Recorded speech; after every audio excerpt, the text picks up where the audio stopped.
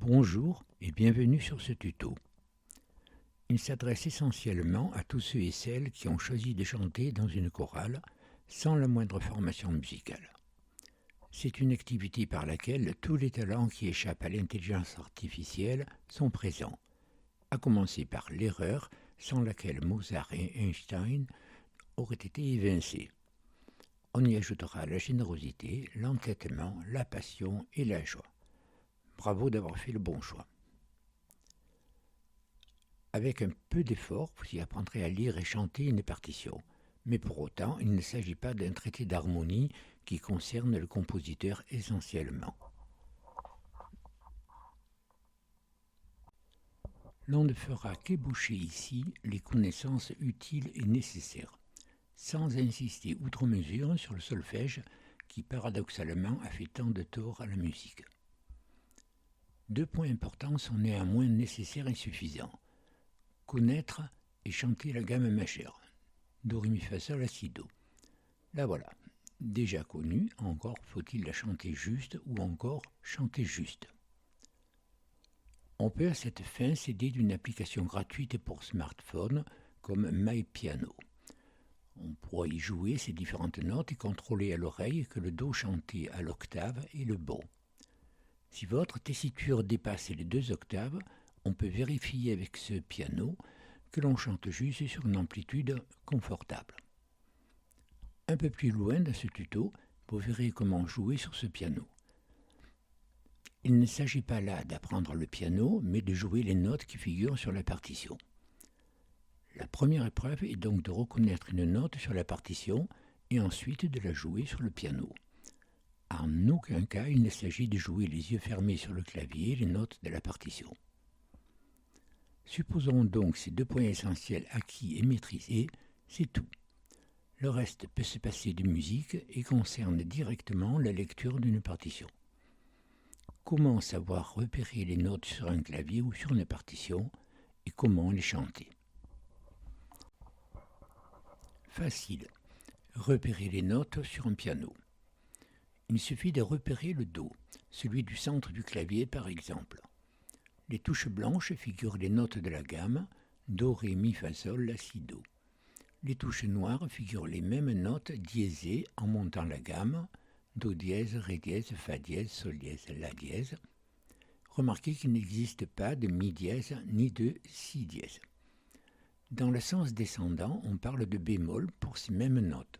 Soit si bémol, la bémol, sol bémol, mi bémol et ré bémol. Il n'existe pas de fa bémol ni de do bémol.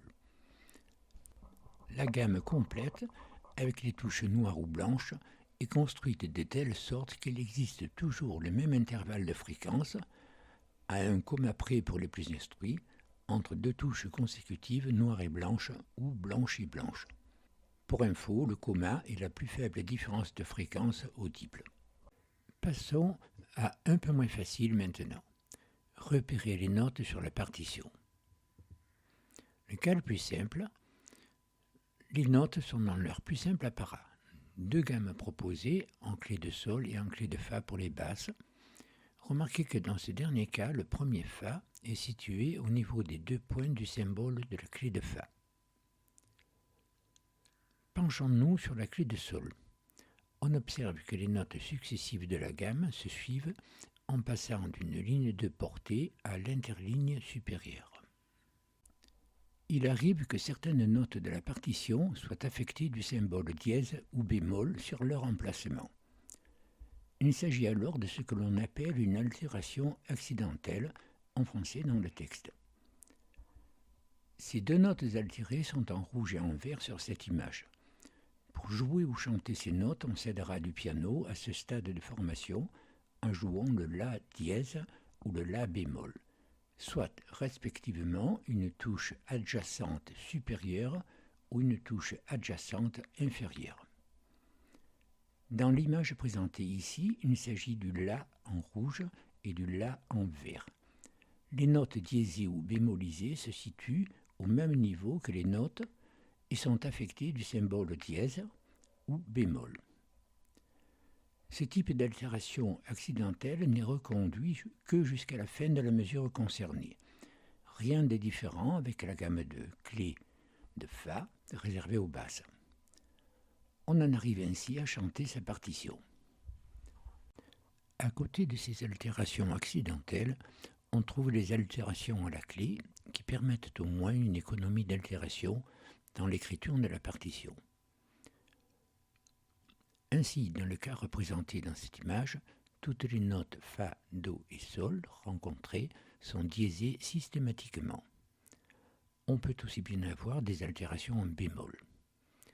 Pour autant, il n'y aura que des dièses ou encore que des bémols dans l'indication à la clé des notes altérées. Afin de savoir rapidement comment repérer les notes allégées, autrement qu'en remarquant péniblement leur emplacement sur les lignes à côté de la clé, on pourra d'une seule traite et de façon monocorde, je précise prononcée et non pas chantée, la phrase suivante. Fa, Do, Sol, Ré, La, Mi, Si, ou 3 fois jusqu'à mémoriser cet ordre. S'il y a 3 dièses à la clé, il s'agira alors du Fa, du Do et du Sol, dans l'ordre de prononciation. De la même façon, prononcer d'une seule traite et de façon monocorde la phrase Si, Mi, La, Ré, Sol, Do, Fa, ou 3 fois jusqu'à la mémoriser.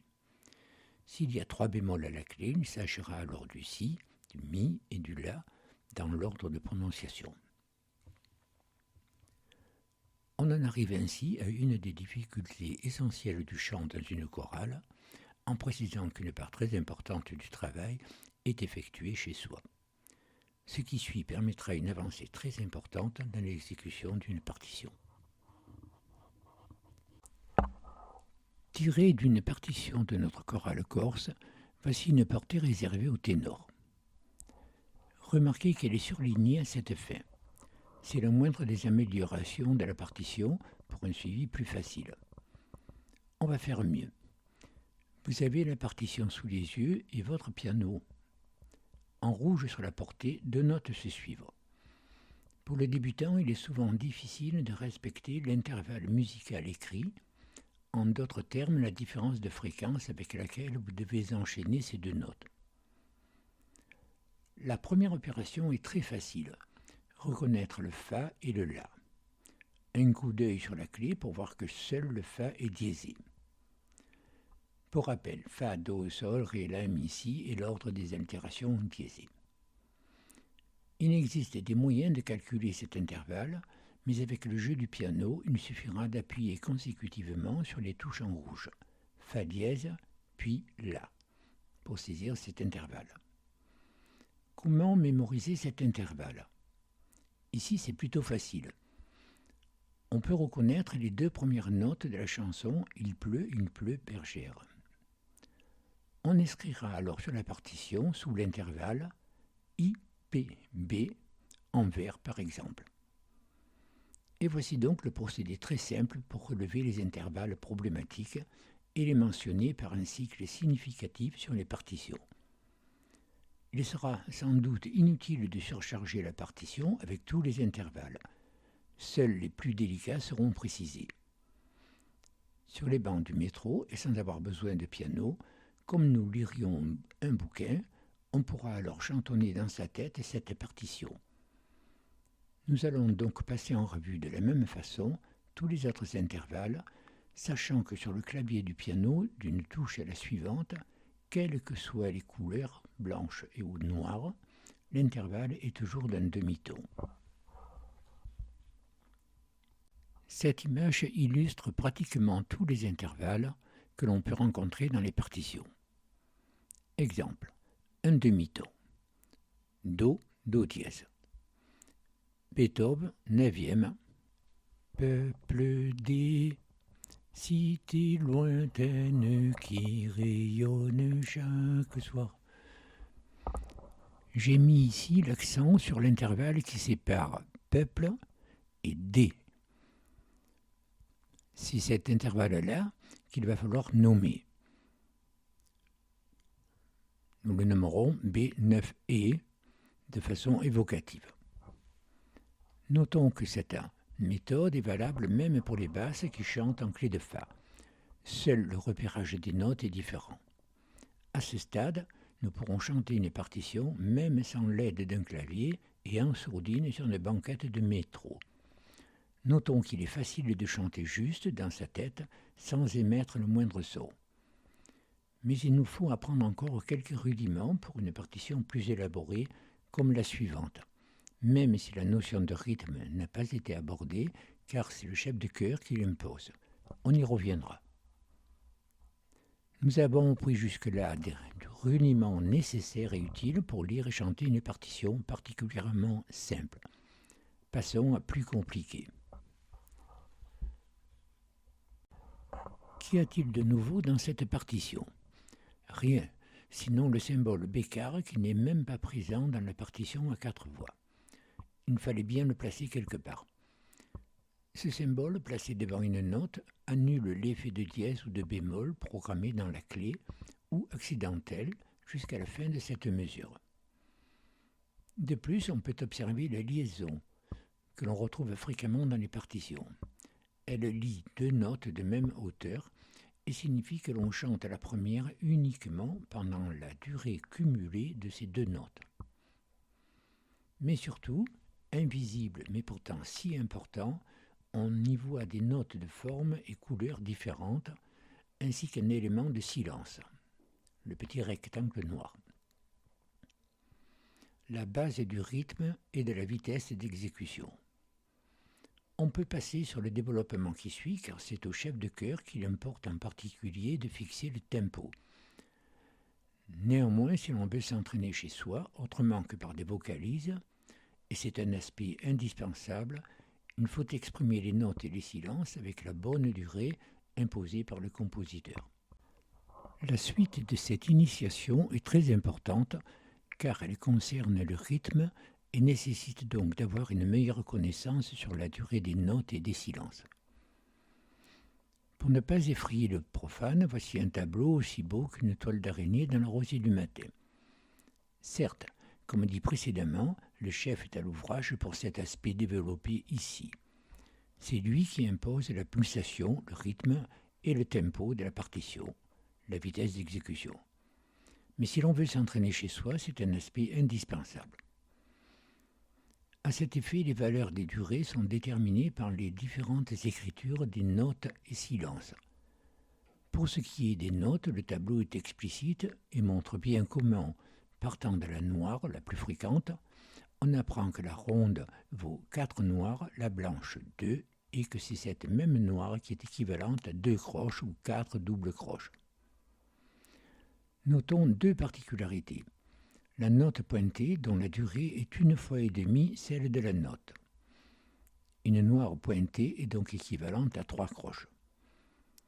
Le triolet, ensemble lié de 3 notes équivalent à 2 fois la même note. S'agissant des silences, le tableau est tout aussi explicite. On pourra évaluer ses connaissances en vérifiant que chacune des 6 mesures de la partition proposée sur cette même page dure ce que dure la blanche. Passons donc au dernier aspect de la lecture d'une partition, celui par lequel on aurait dû commencer comme un enfant qui apprend le rythme sur un tambour bien avant de lire une partition. Il ne s'agit pas tant de préserver un tempo, à moins d'avoir un type d'oreille absolu, le maintenant. Il s'agit avant tout de préserver et respecter les durées relatives de chaque note ou silence dans toutes les mesures. Voyons cela d'un peu plus près. La pièce maîtresse d'une œuvre est la pulsation, un terme étymologiquement proche des battements de cœur, non pas comme un sentiment, mais comme une référence à la régularité. Qu'est-ce donc qui est régulier ? C'est ce sentiment qu'un rythme conduit la mélodie au-delà des différences d'écriture et lecture de chacune des mesures.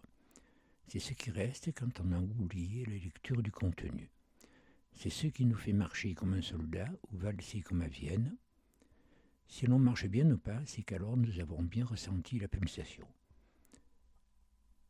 Pour éprouver cette adéquation de la pulsation avec la lecture de la pièce, on peut taper du pied, toujours le même, plus fort au début de chaque mesure.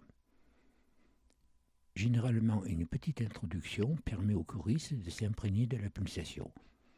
Cette pulsation est intimement liée au chiffrage de la mesure qui figure en début de partition sous la forme d'une fraction.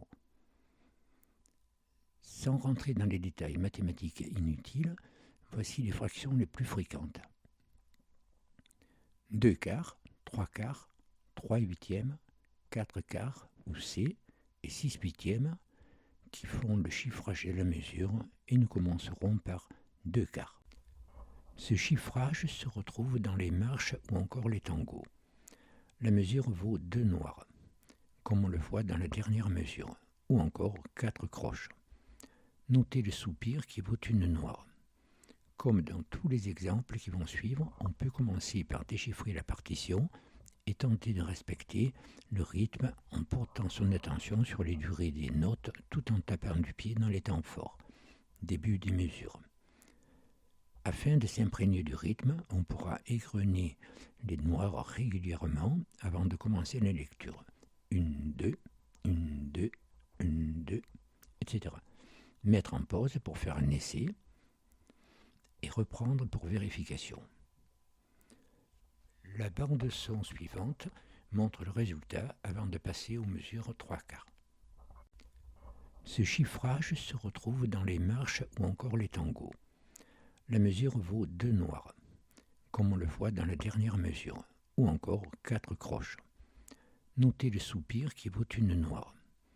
Comme dans tous les exemples qui vont suivre, on peut commencer par déchiffrer la partition et tenter de respecter le rythme en portant son attention sur les durées des notes tout en tapant du pied dans les temps forts. Début des mesures. Afin de s'imprégner du rythme, on pourra égrener les noirs régulièrement avant de commencer la lecture. 1, 2, 1, 2, 1, 2, etc. Mettre en pause pour faire un essai et reprendre pour vérification. La bande son suivante montre le résultat avant de passer aux mesures 3 quarts.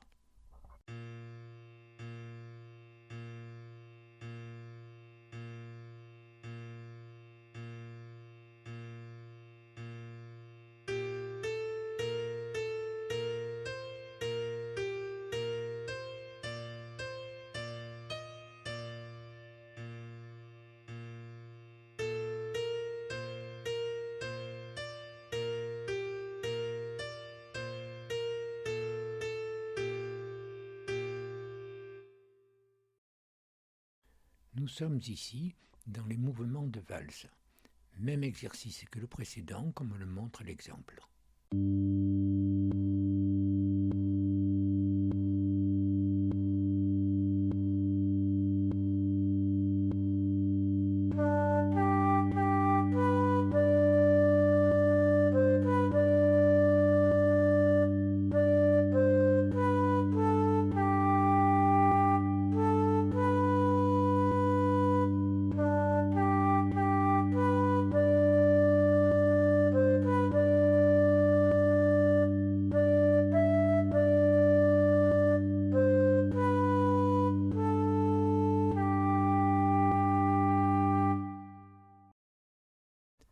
Ce type de mesure est le plus fréquent. On le retrouve dans la musique populaire comme dans les sonates ou concertos.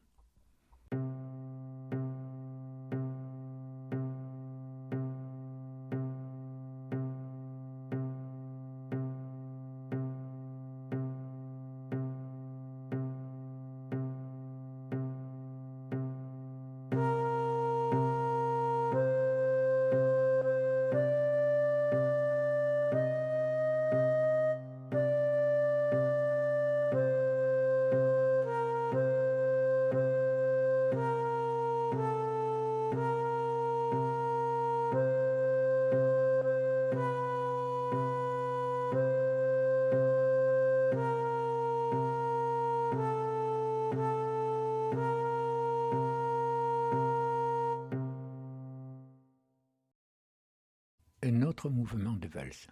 La bande son joue Dolce Notte.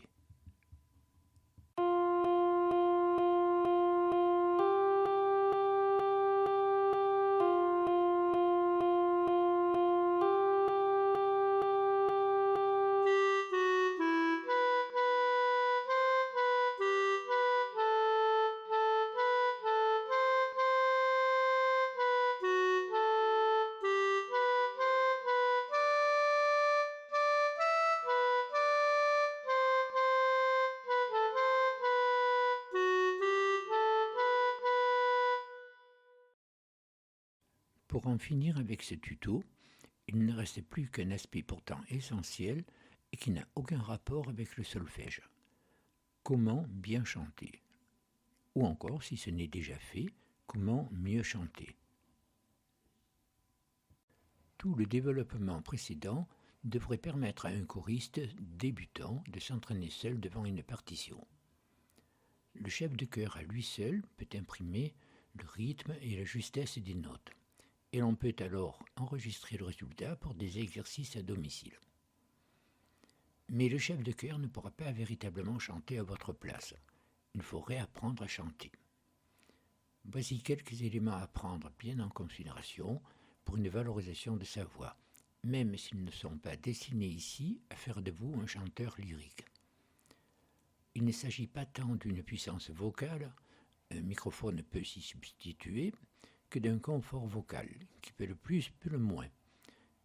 Il s'agit surtout de disposer d'un timbre de voix musical qui ne dépareille pas avec le groupe.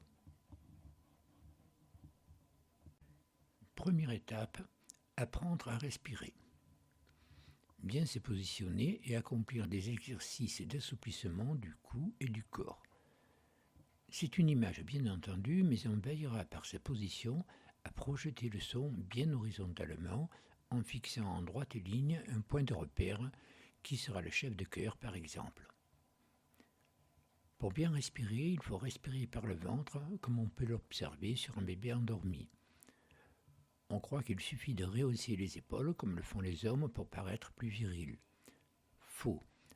On n'inspire alors qu'une très faible quantité d'air. C'est par l'action du diaphragme, qui agit comme un piston, que l'air est inhalé. Il ne s'agit pas tant de gonfler le ventre que de remplir les poumons.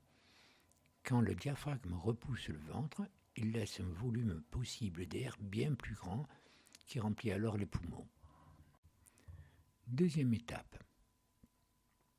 Le chant est une épreuve physique comme la marche. Il faut s'échauffer la voix et le corps. Notre chef de chœur nous incitait à chauffer la voix dans la voiture qui nous menait à notre salle de chorale. Avec un peu de chance, il était plus facile de chanter sous la pluie avec le bruit des essuie-glaces pour métronome. S'agissant de la voix, quelques vocalises, mezzo voce et crescendo comme les deux suivantes, c'est l'occasion de rechercher, voire de parfaire ses propres résonances sans avoir à forcer la voix. Nous sommes dans un premier temps dans une période d'échauffement. Il est bon de commencer le chant par des sons qui placent tout de suite le palais dans le volume le plus favorable à la résonance de la quinte, le sol ici. On le verra plus loin. Les exemples suivants que l'on peut exécuter au piano illustrent le procédé. Mi-yo, mi-yo.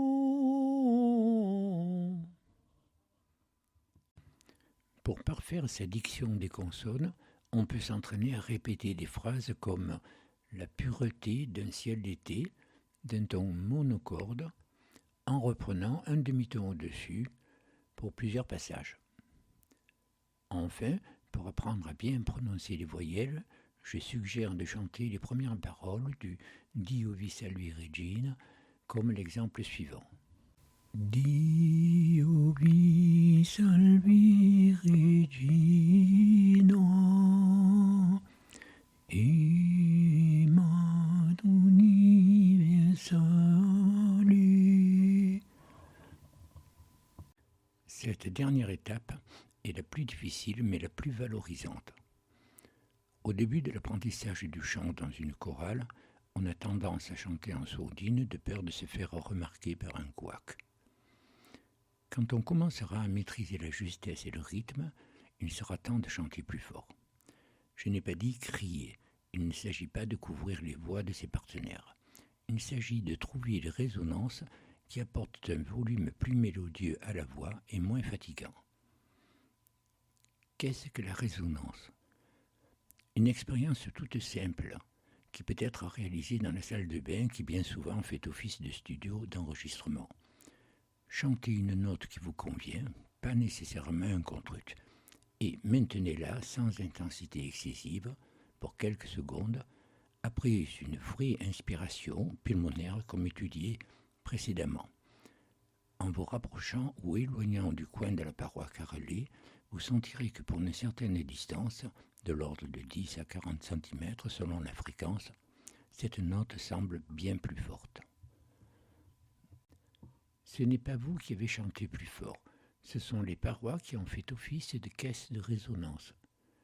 Disons pour simplifier que les ondes sonores se renforcent après des réflexions sur les parois. Elles ne sont pas plus nombreuses ni plus intenses, mais au niveau des oreilles, leur effet s'est cumulé. De la même façon, notre cavité buccale peut agir comme une caisse de résonance, et c'est au chanteur de mettre à profit cette possibilité en modifiant la géométrie du palais. Plus facile à dire qu'à faire. Il y a bien des cavités dans la bouche qui peuvent participer à cet effet de résonance. Et c'est avec le temps, et éventuellement un professeur de chant, que l'on apprendra à les mettre en jeu. Contentons-nous ici de parler du voile du palais. Nous le sentons bien lorsque l'on essaie un grand bâillement en inspirant. On doit dans ce cas sentir le voile du palais au fond de la bouche, plaqué en haut. Point de note émise dans ce bâillement, sinon un « A ». Mais il nous faut mémoriser cet état du palais et le maintenir en émettant cette fois une note. On sera alors surpris que le son soit devenu bien plus intense sans le moindre effort physique supplémentaire. Simplement avec un effort de mémoire pour retrouver l'état de résonance du fond du palais. Ce phénomène est le même qui nous conduit à pousser un cri de détresse très puissant, vestige sans doute d'une adaptation génétique qui peut nous sauver la vie. On peut s'exercer à mettre à profit le phénomène de résonance dans les voyelles ou encore des ou. Chanter le ou, les lèvres presque fermées. Généralement, ce faisant, les lèvres sont en avant. Si nous replions les lèvres vers l'intérieur, sans modifier le diamètre de sortie, nous créons un petit volume de résonance qui permet d'augmenter le son sans coup férir. Mieux, le son devient plus mélodieux. On peut s'exercer à trouver ainsi toutes les caisses de résonance pour toutes les voyelles. S'agissant de voyelles, 2 mots sur le A et le I. Dans le Midi, le A est très accentué comme dans Marseille ou Pagnol, mais absolument pas musical. Il faut le prononcer en pensant à un O, en évitant d'écarter les lèvres, voire à leur faire dessiner un rond. Et de même pour un I qui ne doit pas s'apparenter à un cri d'effroi et que l'on doit prononcer en pensant en un U. Un dernier mot sur le R français, terreur des étrangers, qu'il est bon de rouler sans excès comme dans la langue italienne. Pour en finir avec ce tuto de musique, avant de monter sur les planches, je vous confie un procédé qui m'a beaucoup aidé dans mes débuts choristes. Avoir la partition sous les yeux est indispensable dans un premier temps. Encore faut-il la lire facilement. Passons sur le fait qu'il est bon de surligner en rouge, par exemple, sa propre partie. Mais il est tout aussi important de mettre en évidence les difficultés relatives aux intervalles. C'est là que le changement de hauteur, de fréquence, s'opère. Avec du travail, on repère facilement une tierce majeure ou encore une sixte mineure. Et avec plus de travail, on arrivera peut-être à franchir l'intervalle. Ça se complique encore avec les altérations de la clé. Pour résoudre ce problème, j'ai commencé par écrire ou surligner dans une même couleur les notes de même hauteur, ce qui déjà balisait la partition. Mais c'était bien insuffisant pour accrocher les différentes fréquences ou encore hauteurs. À cette fin, il suffit de mémoriser les intervalles et de les mentionner sur la portée par une simple abréviation comme l'illustre l'image suivante.